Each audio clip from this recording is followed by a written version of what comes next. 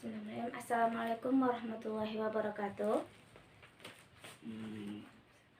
Selamat siang anak-anak.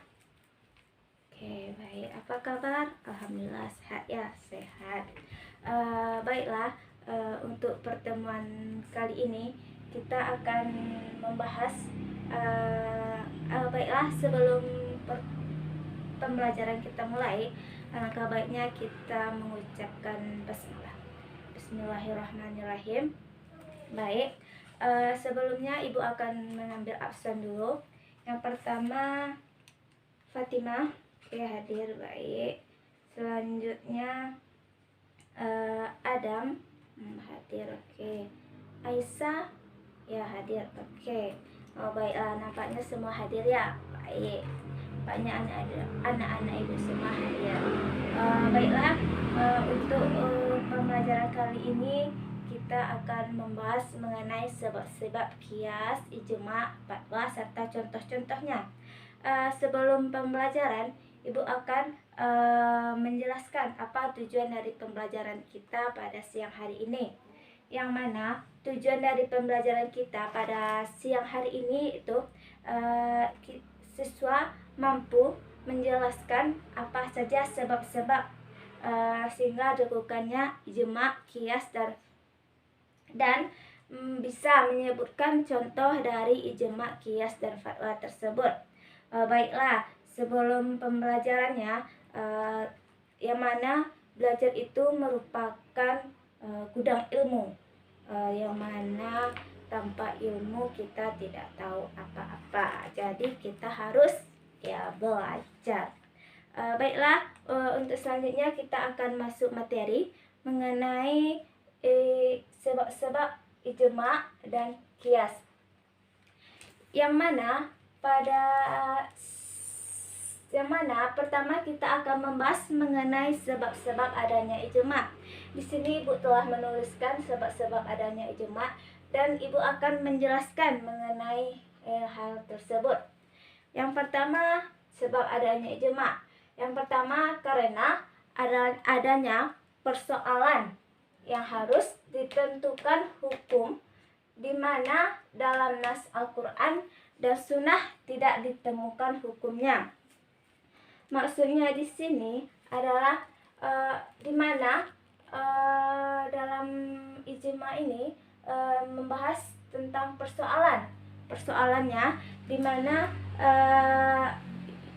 mana harus dicarikan hukum dari persoalan tersebut, sedangkan persoalan tersebut tidak ada di dalam nas Al-Quran dan Sunnah. Selanjutnya, karena nas baik yang berupa Al-Quran maupun As-Sunnah sudah tidak turun lagi. Di mana maksud dari sebab yang kedua ini, yang mana nas yang baik itu yaitu Al-Quran ini maupun Sunnah tidak turun lagi, karena Al-Quran ini hanya turun pada Nabi Muhammad dan itu merupakan wahyu dari Nabi. Bagus. Dan Sunnah ini merupakan perkataan-perkataan Nabi yang mana tidak akan turun lagi karena Nabi sudah tidak ada. Ya, bagus sekali. Selanjutnya, karena pada masa itu jumlah mujtahid tidak terlalu banyak. Karena yang mana pada masa itu jumlah mujtahidnya tidak terlalu banyak, dan karena mereka sudah koordinir untuk melakukan kesepakatan dan menentukan status suatu hukum permasalahannya, yang mana permasalahan yang timbul pada saat itu.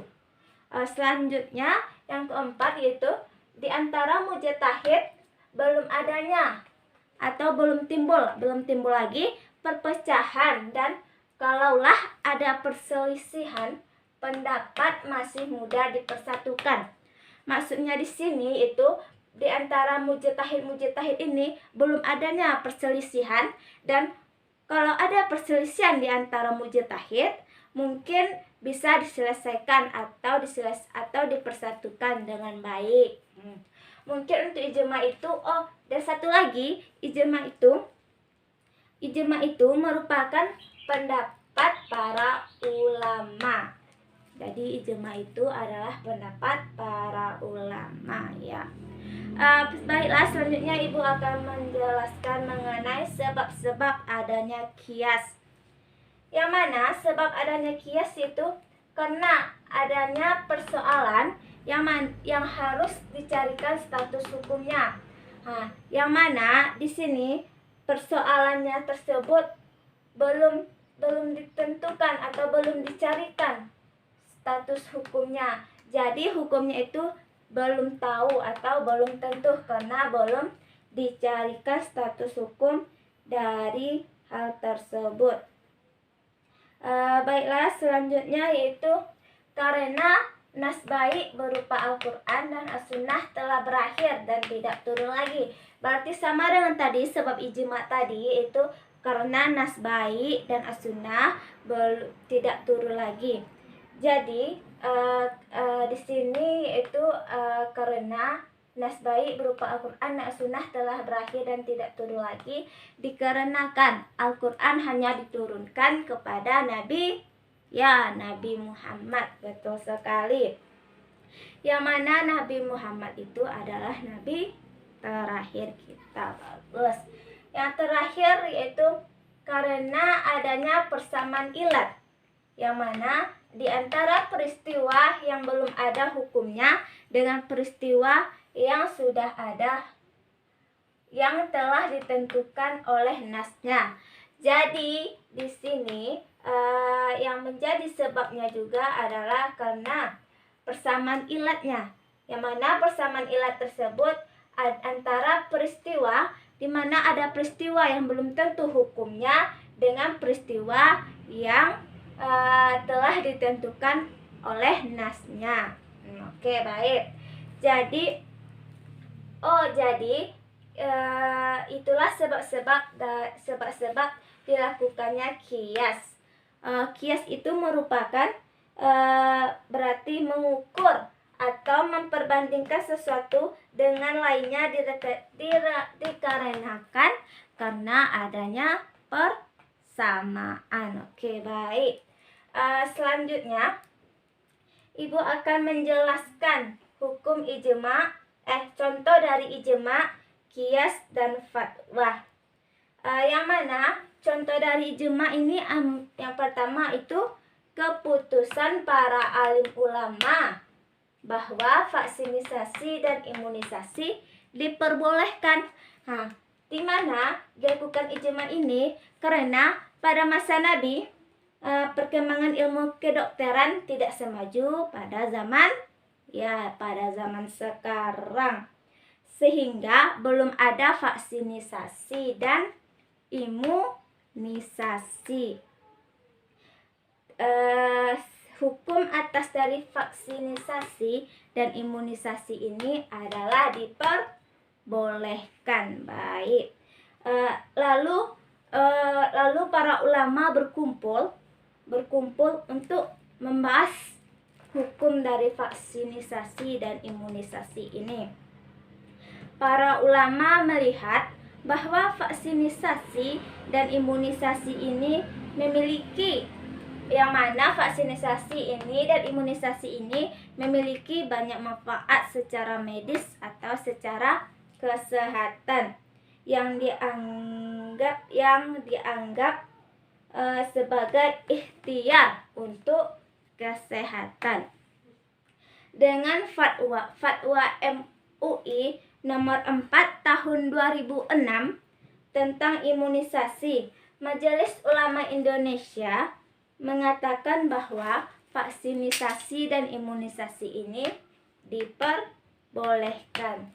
Jadi ijma ini adalah pendapat para ulama yang mana telah berkumpul untuk menyimpulkan atau membuat keputusan mengenai suatu persoalan, yang mana keputusan itu dibicarakan secara bersama-sama. Oke, selanjutnya contoh dari kias yaitu di sini, yaitu misalnya status hukum dari narkotika seperti opium, heroin, vitamin atau sabu-sabu dan sebagainya.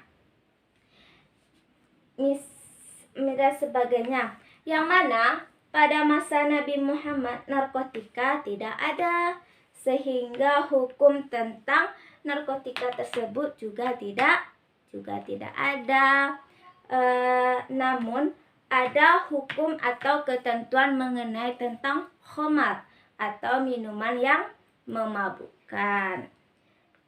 Secara ilmu kedokteran, narkotika ini mempunyai dampak terhadap tubuh, yaitu sama dampaknya dengan khamar atau minuman yang memabukkan tersebut, yaitu menyebabkan penggunanya mengalami kecanduan dan ketergantungan, sehingga tidak bisa hidup tanpa narkotika. Berarti sama dengan khamar, berarti minuman yang memabukkan tersebut membuat kita ketergantungan atau membuat kita kecanduan dalam meminumnya.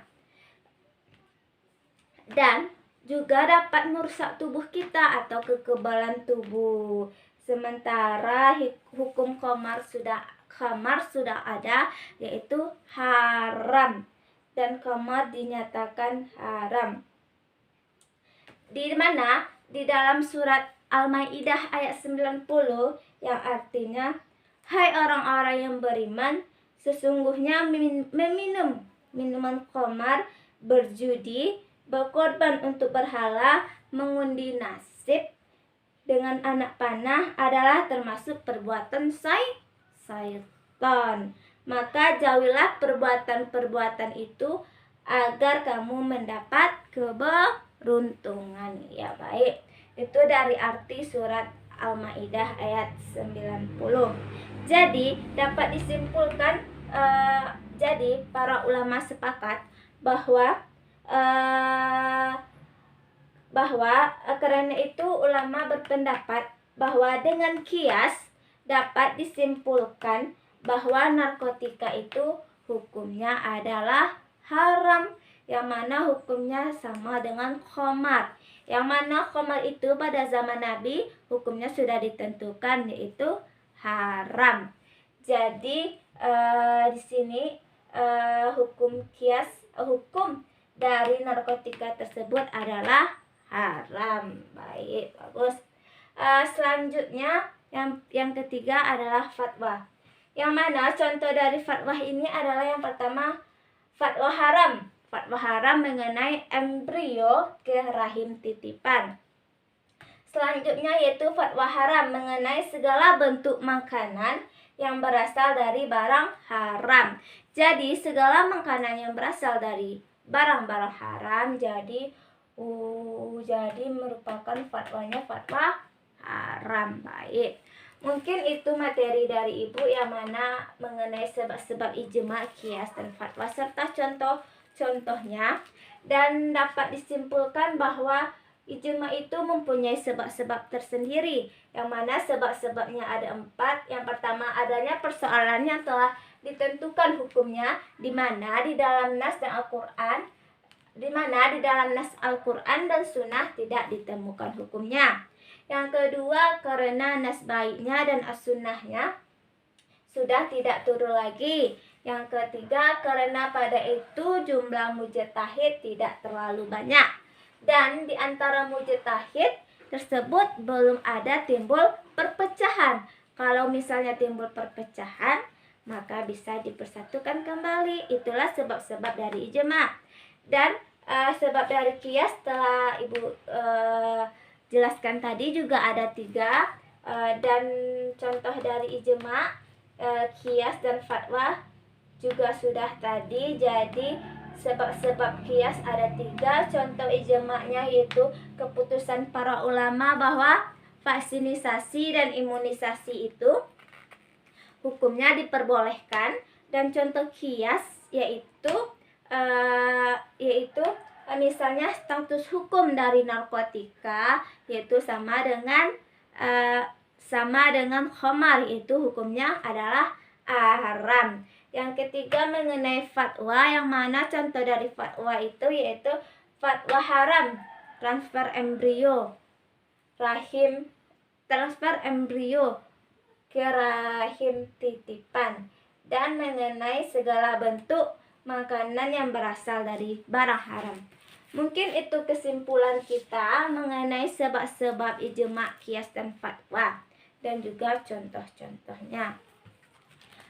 Mungkin itu penjelasan dan kesimpulan dari materi Ibu. Mungkin untuk anak-anak Ibu semuanya, Ibu akan memberikan latihan mengenai sebab-sebab dan contoh dari ijma. Baiklah, mungkin itulah rangkuman mengenai materi kita pada siang hari ini. Baiklah, Ibu akan memberikan tugas kepada anak-anak Ibu. Yang pertama yaitu Ibu akan menyebutkan soalnya. Silakan anak-anak Ibu catat. Yang pertama, sebutkan contoh dari kias. Oke. Selanjutnya soal Ibu akan cuma memberikan 3 soal. Yang selanjutnya, sebutkan sebab-sebab dilakukannya ijma. Oke, sebutkan sebab-sebab dilakukannya ijma. Oke, sudah siap ya? Soal selanjutnya, sebutkan contoh dari fatwa. Oke, sebutkan contoh dari fatwa. Oke, mungkin itu soal-soalnya. Silakan anak-anak Ibu kerjakan. Dan itulah materi dari Ibu. Ibu sudah dengan mengucapkan alhamdulillahirabbil alamin. Assalamualaikum warahmatullahi wabarakatuh.